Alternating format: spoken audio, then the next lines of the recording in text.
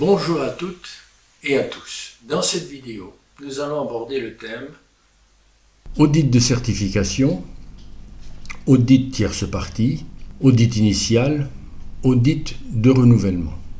La norme ISO 19011 énonce les lignes directrices relatives à l'audit des systèmes de management de la qualité. Qu'est-ce qu'un audit de certification? La norme 19011 nous dit que un audit qualité est un processus systématique, indépendant, documenté, fondé sur des preuves, permettant d'évaluer la conformité aux critères de l'audit. Nous devons distinguer différents types d'audits. Nous avons les audits internes, dits première partie.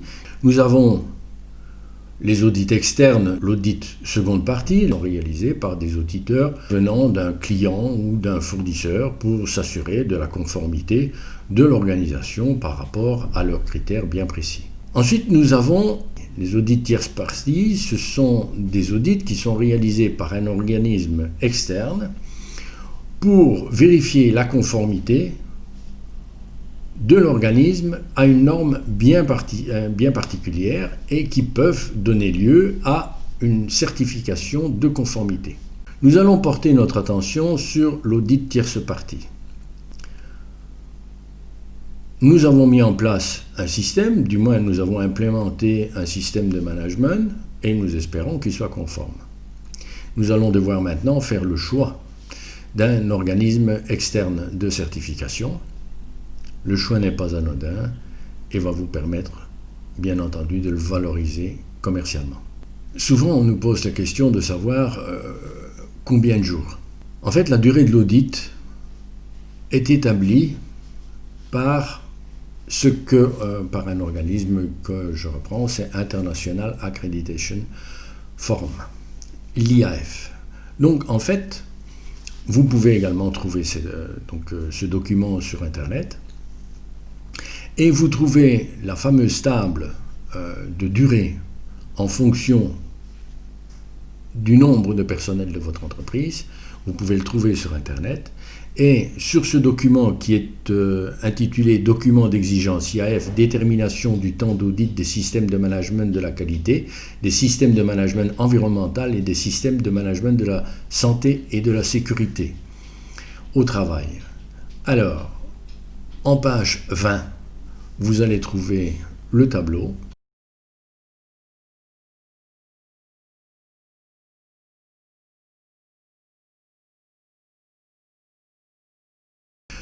Comment se déroule un audit tierce partie? En tout premier lieu, l'auditeur va prendre connaissance de la documentation d'entreprise. C'est-à-dire qu'il va demander qu'on lui envoie des documents tels que la dernière revue de direction, le planning des audits, les audits, éventuellement la cartographie des processus, peut-être même un processus lui-même, pour qu'il puisse s'imprégner éventuellement de la manière dont le système a été implémenté. Ensuite, grâce à ça, il va pouvoir également établir un plan d'audit et orienter, bien entendu, son audit. Maintenant, on a fait le planning. Le planning a été accepté par l'entreprise. L'auditeur se présente. La première chose qui va se passer, c'est la réunion d'ouverture, c'est la présentation des acteurs, la présentation du responsable du système, c'est la présentation de la direction. Après cette réunion d'ouverture, nous avons ce qu'on appelle l'étape 1. L'étape 1 qui est l'analyse documentaire. L'auditeur fera part des informations qu'il a reçues et aussi des informations qui lui sera nécessaire pour continuer son audit. Vient ensuite l'étape 2. L'auditeur va aller interviewer les pilotes des processus.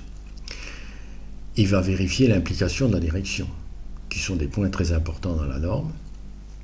Il va également prendre connaissance de la démarche qualité dans l'ensemble de l'entreprise. le questionnement dépendra bien entendu du type d'entreprise. Après ce questionnement qui peut être relativement long, où l'auditeur aura découvert ou non des non-conformités mineures ou majeures, il va pouvoir faire une synthèse. Maintenant vient la réunion de clôture. Donc nous avons fait l'étape 1 qui est l'analyse documentaire, l'étape 2 qui est l'audit en tant que tel. On a fait une synthèse des constats. Maintenant viendra la réunion de clôture. Alors, dans cette réunion de clôture, on va se mettre d'accord sur les conclusions de l'auditeur. Ensuite, il y a le rapport d'audit. Ce rapport d'audit sera réalisé et sera remis à l'organisme de certification avec les recommandations, bien entendu, de l'auditeur. Ce rapport va être soumis à un comité. Ce comité va analyser les documents et ce qui aura été défini par l'auditeur et valideront ses conclusions ou ses recommandations de certification.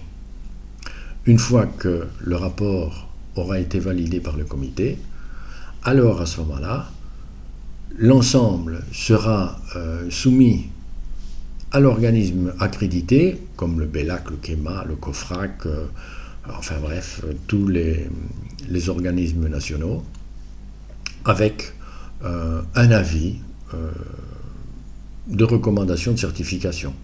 Et là, à ce moment-là, l'organisme accrédité national émettra le certificat auprès de l'entreprise. Un audit initial qui serait éventuellement réalisé avant la certification n'est pas à négliger. En effet, un audit initial est important car il va nous permettre de confirmer la démarche qui a déjà été entamée depuis très souvent de très nombreux mois, et il évitera un échec ou un résultat mitigé qui pourrait démotiver l'ensemble des collaborateurs.